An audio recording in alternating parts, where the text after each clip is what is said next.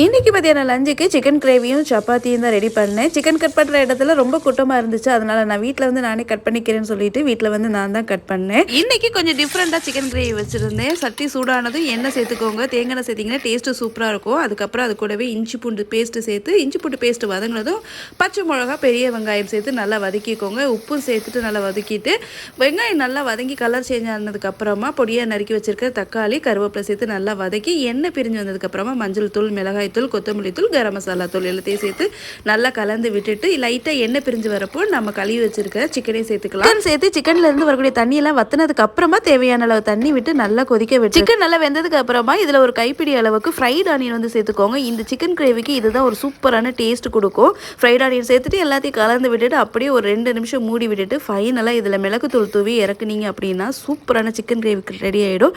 இது ரச சாதம் சப்பாத்தி எல்லாத்துக்குமே சூப்பராக இருக்கும். கண்டிப்பாக ட்ரை பண்ணி பாருங்கள். பாய்.